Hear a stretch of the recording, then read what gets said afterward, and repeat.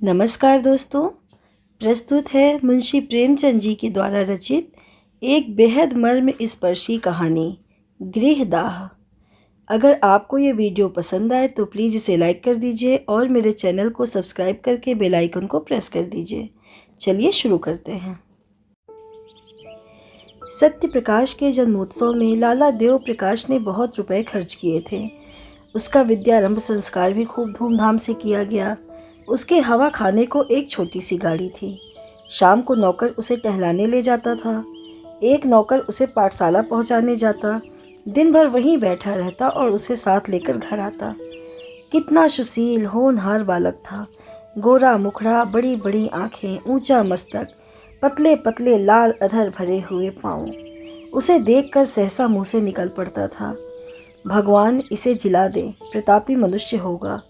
उसकी बल बुद्धि की प्रखरता पर लोगों को आश्चर्य होता था। नित्य उसके मुखचंद्र पर हंसी खेलती रहती थी। किसी ने उसे हठ करते या रोते नहीं देखा था। वर्षा के दिन थे। देव प्रकाश पत्नी को लेकर गंगा स्नान करने गए।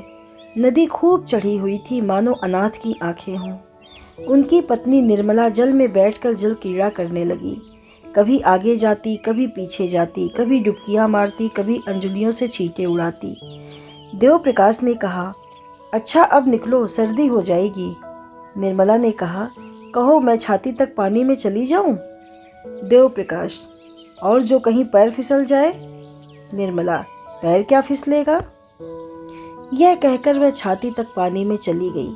पति ने कहा, अच्छा अब आगे पैर न रखना। किंतु निर्मला के सिर पर मौत खेल रही थी। यह जल क्रीड़ा नहीं, मृत्यु क्रीड़ा थी। उसने एक पग और आगे बढ़ाया और फिसल गई। मुंह से एक चीख निकली। दोनों हाथ सहारे के लिए ऊपर उठे और फिर जलमग्न हो गए। एक पल में प्यासी नदी उसे पी गई। देव प्रकाश खड़े तौलिया से देह पोंछ रहे थे। तुरंत पानी में कूदे। साथ का कहार भी कूदा। 2 मल्लाह और भी कूदे। सबने डुबकियां मारी, टटोला, पर निर्मला का पता ना चला। तब डोंगी मंगवाई गई। मल्लाह ने बार बार गोते मारे पर लाश हाथ न आई। देव प्रकाश शोक में डूबे हुए घर आए। सत्य प्रकाश किसी उपहार की आशा से दौड़ा। पिता ने गोद में उठा लिया और बड़े यत्न करने पर भी अपनी सिसकी को ना रोक सके। सत्य प्रकाश ने पूछा, अम्मा कहाँ हैं। देव, बेटा गंगा ने उन्हें न्योता खाने के लिए रोक लिया। सत्य प्रकाश ने उनके मुख की ओर जिज्ञासा भाव से देखा और आशय समझ गया। अम्मा अम्मा कहकर रोने लगा।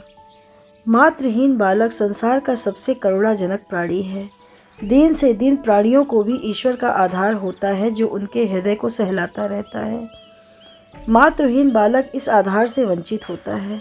माता ही उसके जीवन का एकमात्र आधार होती है। माता के बिना वह पंखहीन पक्षी है। सत्य प्रकाश का एकांत से प्रेम हो गया। अकेला बैठा रहता। वृक्षों में उसे कुछ कुछ सहानुभूति का अज्ञात अनुभव होता था, जो घर के प्राणियों से उसे ना मिलती थी। माता का प्रेम था तो सभी प्रेम करते थे। माता का प्रेम उठ गया तो सभी निष्ठुर हो गए। पिता की आंखों में भी वह प्रेम ज्योति ना रही। दरिद्र को कौन भिक्षा देता है। 6 महीने बीत गए। सहसा एक दिन उसे मालूम हुआ, मेरी नई माता आने वाली हैं। दौड़ा पिता के पास गया और पूछा, क्या मेरी नई माता आएंगी। पिता ने कहा, हाँ बेटा, वे आकर तुम्हें प्यार करेंगी। सत्य, क्या मेरी ही माँ स्वर्ग से आ जाएंगी। देव, हाँ वही माता आ जाएंगी। सत्य, मुझे उसी तरह प्यार करेंगी। देव प्रकाश इसका क्या उत्तर देते, मगर सत्य प्रकाश उस दिन से प्रसन्न मन रहने लगा। अम्मा आएंगी, मुझे गोद में लेकर प्यार करेंगी। अब मैं उन्हें कभी दिक ना करूँगा, कभी जिद ना करूँगा। उन्हें अच्छी कहानियाँ सुनाया करूँगा। विवाह के दिन आए। घर में तैयारियां होने लगीं। सत्य प्रकाश खुशी से फूला ना समाता। मेरी नई अम्मा आएंगी। बारात में वह भी गया। नए नए कपड़े मिले। पालकी पर बैठा। नानी ने अंदर बुलाया और उसे गोद में लेकर एक अशर्फी दी। वहीं उसे नई माता के दर्शन हुए। नानी ने नई माता से कहा, बेटी कैसा सुंदर बालक है, इसे प्यार करना। सत्य प्रकाश ने नई माता को देखा और मुग्ध हो गया। बच्चे भी रूप के उपासक होते हैं। एक लावण्यमयी मूर्ति आभूषण से लदी सामने खड़ी थी। उसने दोनों हाथों से उसका अंचल पकड़कर कहा, अम्मा। कितना अरुचिकर शब्द था, कितना लज्जा युक्त, कितना अप्रिय। वह ललना जो देवप्रिया नाम से संबोधित होती थी, यह उत्तरदायित्व, त्याग और क्षमा का संबोधन न सह सकी। अभी वह प्रेम और विलास का सुख स्वप्न देख रही थी, यौवन काल की मदमय वायु तरंगों में आंदोलित हो रही थी। इस शब्द ने उसके स्वप्न को भंग कर दिया। कुछ रुष्ट होकर बोली, मुझे अम्मा मत कहो। सत्य प्रकाश ने विस्मित नेत्रों से देखा। उसका बाल स्वप्न भी भंग हो गया, आंखें डबडबा गईं। नानी ने कहा, बेटी देखो, लड़के का दिल छोटा हो गया, वह क्या जाने क्या कहना चाहिए। अम्मा कह दिया तो तुम्हें कौन सी चोट लग गई। देवप्रिया ने कहा, मुझे अम्मा ना कहे। सौत का पुत्र विमाता की आंखों में क्यों इतना खटकता है, इसका निर्णय आज तक किसी मनोभाव के पंडित ने नहीं किया। हम किस गिनती में हैं। देवप्रिया जब तक गर्भणी ना हुई, वह सत्य प्रकाश से कभी कभी बातें करती, कहानियां सुनाती, किंतु गर्भणी होते ही उसका व्यवहार कठोर हो गया और प्रसव काल जो जो निकट आता था, उसकी कठोरता बढ़ती ही जाती थी। जिस दिन उसकी गोद में एक चांद से बच्चे का आगमन हुआ, सत्य प्रकाश खूब उछला कूदा और सौर ग्रह में दौड़ा हुआ बच्चे को देखने लगा। बच्चा देवप्रिया की गोद में सो रहा था। सत्य प्रकाश ने बड़ी उत्सुकता से बच्चे को विमाता की गोद से उठाना चाहा कि सहसा देवप्रिया ने सरोज स्वर में कहा, खबरदार इसे छूना मत, नहीं तो कान पकड़कर उखाड़ लूंगी। बालक उल्टे पांव लौट आया और कोठे की छत पर जाकर खूब रोया। कितना सुंदर बच्चा है, मैं उसे गोद में लेकर बैठता तो कैसा मजा आता। मैं उसे गिराता थोड़े ही, फिर इन्होंने क्यों मुझे झिड़क दिया। भोला बालक क्या जानता था कि इस झिड़की का कारण माता की सावधानी नहीं, कुछ और ही है। एक दिन शिशु सो रहा था, उसका नाम ज्ञान प्रकाश रखा गया था। देवप्रिया स्नानागार में थी। सत्य प्रकाश चुपके से आया और बच्चे का ओढ़ना हटाकर उसे अनुराग में नेत्रों से देखने लगा। उसका जी कितना चाहा कि उसे गोद में लेकर प्यार करूं, पर डर के मारे उसने उसे उठाया नहीं, केवल उसके कपोलों को चूमने लगा। इतने में देवप्रिया निकल आई। सत्य प्रकाश को बच्चे को चूमते देखकर आग हो गई। दूर ही से डांटा, हट जा वहां से। सत्य प्रकाश माता को दीन नेत्रों से देखता हुआ बाहर निकल आया। संध्या समय उसके पिता ने पूछा, तुम लल्ला को क्यों रुलाया करते हो। सत्य, मैं तो उसे कभी नहीं रुलाता, अम्मा खिलाने को नहीं देती। देव, झूठ बोलते हो, आज तुमने बच्चे को चुटकी काटी। सत्य, जी नहीं, मैं तो उसकी मुच्छियाँ ले रहा था। देव, झूठ बोलता है। सत्य, मैं झूठ नहीं बोलता। देव प्रकाश को क्रोध आ गया। लड़के को 2-3 तमाचे लगाए। पहली बार यह ताड़ना मिली और निरपराध। इसने उसके जीवन की काया पलट कर दी। उस दिन से सत्य प्रकाश के स्वभाव में एक विचित्र परिवर्तन दिखाई देने लगा। वह घर में बहुत कम आता। पिता आते तो उनसे मुंह छिपाता फिरता। कोई खाना खाने को बुलाने आता तो चोरों की भांति दुबका हुआ जाकर खा लेता, ना कुछ मांगता ना कुछ बोलता। पहले अत्यंत कुशाग्र बुद्धि था। उसकी सफाई, सलीके और फुर्ती पर लोग मुग्ध हो जाते थे। अब वह पढ़ने से जी चुराता, मैले कुचैले कपड़े पहने रहता। घर में कोई प्रेम करने वाला ना था। बाजार के लड़कों के साथ गली गली घूमता, कनकौवे लूटता, गालियां बकना भी सीख गया। शरीर भी दुर्बल हो गया। चेहरे की कांति गायब हो गई। देव प्रकाश को अब आए दिन उसकी शरारतों के उलाहने मिलने लगे और सत्य प्रकाश नित्य घुड़कियां और तमाचे खाने लगा। यहाँ तक कि अगर वह घर में किसी काम से चला जाता तो सब लोग दूर दूर करके दौड़ाते। ज्ञान प्रकाश को पढ़ाने के लिए मास्टर आता था। देव प्रकाश उसे रोज सैर कराने साथ ले जाते। हंसमुख लड़का था।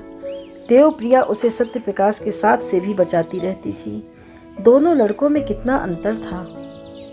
एक साफ सुथरा सुंदर कपड़े पहने, शील और विनय का पुतला, सच बोलने वाला, देखने वालों के मुंह से अनायास ही दुआ निकल जाती थी। दूसरा मैला नटखट चोरों की तरह मुंह छिपाए हुए, मुंहफट बात बात पर गालियां बकने वाला। एक हरा भरा पौधा था, प्रेम से प्लावित, स्नेह से सिंचित। दूसरा सूखा हुआ, टेढ़ा, पल्लवहीन नववृक्ष था, जिसकी जड़ों को एक मुद्दत से पानी नहीं नसीब हुआ। एक को देखकर पिता की छाती ठंडी होती थी, दूसरे को देखकर देह में आग लग जाती थी। आश्चर्य यह था कि सत्य प्रकाश को अपने छोटे भाई से लेश मात्र भी ईर्ष्या न थी।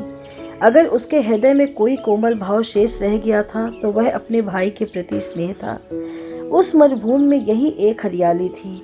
ईर्ष्या श्याम विभाव की द्योतक है। सत्य प्रकाश अपने भाई को अपने से कहीं ऊंचा, कहीं भाग्यशाली समझता था। उसमें ईर्ष्या का भाव ही लोप हो गया था। घृणा से घृणा उत्पन्न होती है, प्रेम से प्रेम। ज्ञान भी बड़े भाई को चाहता था। कभी कभी उसका पक्ष लेकर अपनी माँ से वाद विवाद करता। कहता, भैया की अचकन फट गई है, आप नई अचकन क्यों नहीं बनवा देती? माँ उत्तर देती, उसके लिए वही अचकन अच्छी है। अभी क्या, कभी तो वह नंगा फिरेगा। ज्ञान प्रकाश बहुत चाहता था कि अपने जेब खर्च से बचाकर कुछ अपने भाई को दे, पर सत्य प्रकाश कभी इसे स्वीकार न करता था। वास्तव में जितनी देर वह छोटे भाई के साथ रहता उतनी देर उसे एक शांतिमय आनंद का अनुभव होता। थोड़ी देर के लिए वह सद्भावों के साम्राज्य में विचरने लगता। उसके मुख से कोई भद्दी और अप्रिय बात न निकलती। एक क्षण के लिए उसकी सोई हुई आत्मा जाग उठती। एक बार कई दिन तक सत्य प्रकाश मदरसे न गया। पिता ने पूछा, तुम आजकल पढ़ने क्यों नहीं जाते? क्या सोच रखा है कि मैंने तुम्हारी जिंदगी भर का ठेका ले रखा है? सत्य, मेरे ऊपर जुर्माने और फीस के कई रुपए हो गए हैं। जाता हूँ तो दर्जे से निकाल दिया जाता हूँ। देव, फीस क्यों बाकी है? तुम तो महीने महीने ले लिया करते हो ना? सत्य, आए दिन चंदे लगा करते हैं, फीस के रुपए चंदे में दे दिए। देव, और जुर्माना क्यों हुआ? सत्य, फीस न देने के कारण। देव, तुमने चंदा क्यों दिया? सत्य, ज्ञानू ने चंदा दिया तो मैंने भी दिया। देव, तुम ज्ञानू से जलते हो? सत्य, मैं ज्ञानू से क्यों जलने लगा? यहाँ हम और वह दो हैं, बाहर हम और वह एक समझे जाते हैं। मैं यह नहीं कहना चाहता कि मेरे कुछ नहीं है। देव, क्यों, यह कहते शर्म आती है? सत्य, जी हाँ, आपकी बदनामी होगी। देव, अच्छा, तो आप मेरी मान रक्षा करते हैं। यह क्यों नहीं कहते कि पढ़ना अब मुझे मंजूर नहीं है? मेरे पास इतना रुपया नहीं कि तुम्हें एक एक क्लास में 3-3 साल पढ़ाऊं और ऊपर से तुम्हारे खर्च के लिए भी प्रतिमास कुछ दूं। ज्ञान बाबू तुमसे कितना छोटा है, लेकिन तुमसे एक ही दर्जा नीचे है। तुम इस साल जरूर ही फेल होगे और वह जरूर ही पास होकर अगले साल तुम्हारे साथ हो जाएगा। तब तो तुम्हारे मुंह में कालिख लगेगी। सत्य, विद्या मेरे भाग्य ही में नहीं है। देव, तुम्हारे भाग्य में क्या है? सत्य, भीख मांगना। देव, तो फिर भीख मांगो, मेरे घर से निकल जाओ। देव प्रिया भी आ गई। बोली, शर्माता तो नहीं और बातों का जवाब देता है। सत्य, जिनके भाग्य में भीख मांगना होता है वही बचपन में अनाथ हो जाते हैं। देव प्रिया, ये जली कटी बातें अब मुझसे ना सही जाएंगी। मैं खून का घूंट पी पी कर रह जाती हूँ। देव प्रकाश, बेहया है, कल से इसका नाम कटवा दूंगा। भीख मांगनी है तो भीख ही मांगे। दूसरे दिन सत्य प्रकाश ने घर से निकलने की तैयारी कर ली। उसकी उम्र अब 16 साल की हो गई थी। इतनी बातें सुनने के बाद अब उसे उस घर में रहना असह्य हो गया। जब हाथ पांव न थे, किशोरावस्था की असमर्थता थी, तब तक अवहेलना, निरादर, निष्ठुरता, भर्त्सना सब कुछ सहकर घर में रहता था। अब हाथ पांव हो गए थे, उस बंधन में क्यों रहता? आत्माभिमान आशा की भांति बहुत चिरंजीवी होता है। गर्मी के दिन थे, दोपहर का समय, घर के सब प्राणी सो रहे थे।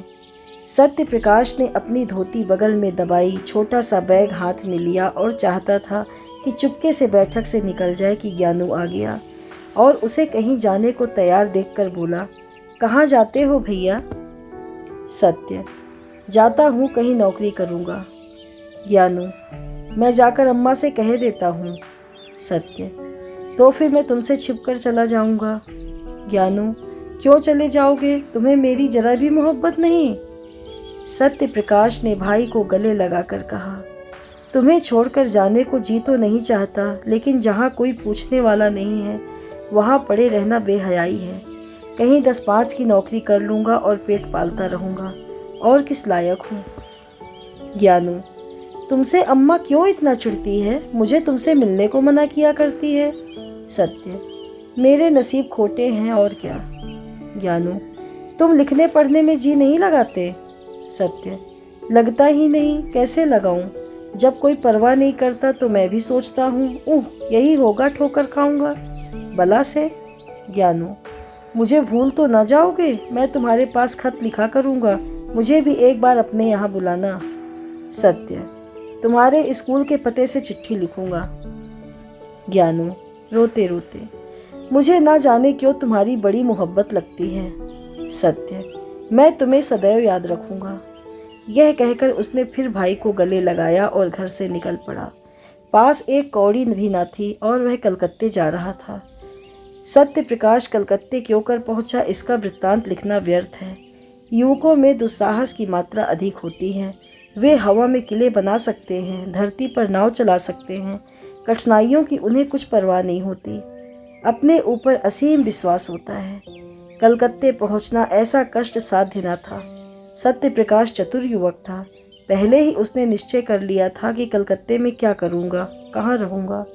उसके बैग में लिखने की सामग्री मौजूद थी। बड़े शहर में जीविका का प्रश्न कठिन भी है और सरल भी है।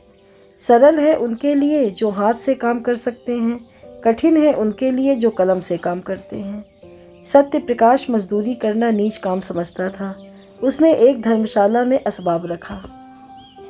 बाद में शहर के मुख्य स्थानों का निरीक्षण करके एक डाकघर के सामने लिखने का सामान लेकर बैठ गया और अपढ़ मजदूरों की चिट्ठियां, मनी ऑर्डर आदि लिखने का व्यवसाय करने लगा। पहले कई दिन तक तो उसको इतने पैसे भी ना मिले कि भरपेट भोजन करता, लेकिन धीरे धीरे आमदनी बढ़ने लगी। वह मजदूरों से इतने विनय के साथ बातें करता और उनके समाचार इतने विस्तार से लिखता कि बस वे पत्र को सुनकर बहुत प्रसन्न होते। अशिक्षित लोग एक ही बात को 2-2, 3-3 बार लिखाते हैं। उनकी दशा ठीक रोगियों की सी होती है जो वैद्य से अपनी व्यथा और वेदना का वृत्तांत कहते नहीं थकते। सत्य प्रकाश सूत्र को व्याख्या का रूप देकर मजदूरों को मुग्ध कर देता था। एक संतुष्ट होकर जाता तो अपने कई अन्य भाइयों को खोज लाता। एक ही महीने में उसे 1 रुपये रोज मिलने लगा। उसने धर्मशाला से निकलकर शहर से बाहर 5 रुपये महीने पर एक छोटी सी कोठरी ले ली। 1 जून खाता, बर्तन अपने हाथों से धोता, जमीन पर सोता। उसे अपने निर्वासन पर जरा भी खेद और दुख न था। घर के लोगों की कभी याद न आती। वह अपनी दशा पर संतुष्ट था। केवल ज्ञान प्रकाश की प्रेम युक्त बातें न भूलती। अंधकार में यही एक प्रकाश था। विदाई का अंतिम दृश्य आंखों के सामने फिरा करता। जीविका से निश्चिंत होकर उसने ज्ञान प्रकाश को एक पत्र लिखा। उत्तर आया तो उसके आनंद की सीमा न रही। ज्ञानू मुझे याद करके रोता है, मेरे पास आना चाहता है, स्वास्थ्य भी अच्छा नहीं है। प्यासे को पानी से जो तृप्त होती है वही तृप्ति इस पत्र से सत्य प्रकाश को हुई। मैं अकेला नहीं हूँ, कोई मुझे भी चाहता है, मुझे भी याद करता है। उसी दिन से सत्य प्रकाश को यह चिंता हुई कि ज्ञानू के लिए कोई उपहार भेजूं। युवकों को मित्र बहुत जल्द मिल जाते हैं। सत्य प्रकाश को भी कई युवकों से मित्रता हो गई थी। उनके साथ कई बार सिनेमा देखने गया, कई बार बूटी, भंग, शराब, कबाब की भी ठहरी। आईना, तेल, कंघी का शौक भी पैदा हुआ। जो कुछ पाता उड़ा देता। बड़े वेग से नैतिक पतन और शारीरिक विनाश की ओर दौड़ा चला जाता था। इस प्रेम पत्र ने उसके पैर पकड़ लिए। उपहार के प्रयास ने इन दुर्व्यसनों को तिरोहित करना शुरू किया। सिनेमा का चस्का छूटा, मित्रों की हीले हवाले करके टालने लगा। भोजन भी रूखा सूखा करने लगा। धन संचय की चिंता ने सारी इच्छाओं को परास्त कर दिया। उसने निश्चय किया कि अच्छी सी घड़ी भेजूं। उसका दाम कम से कम 40 रुपये होगा। अगर 3 महीने तक 1 कौड़ी का भी अपव्यय न करूं तो घड़ी मिल सकती है। ज्ञानू घड़ी देखकर कैसा खुश होगा। अम्मा और बाबूजी भी देखेंगे। उन्हें मालूम हो जाएगा कि मैं भूखों नहीं मर रहा हूँ। किफ़ायत की धुन में वह बहुधा दिया बत्ती भी ना करता। बड़े सवेरे काम करने चला जाता और सारे दिन 2-4 पैसे की मिठाई खाकर काम करता रहता। उसके ग्राहकों की संख्या दिन दूनी होती चली जाती थी। चिट्ठी पत्री के अतिरिक्त अब उसने तार लिखने का भी अभ्यास कर लिया था। 2 ही महीने में उसके पास 50 रुपये एकत्र हो गए और जब घड़ी के साथ सुनहरी चैन का पार्सल बनाकर ज्ञानू के नाम भेज दिया तो उसका चित्त इतना उत्साहित था मानो किसी निसंतान पुरुष के बालक हुआ हो। शेष कहानी अगले भाग में।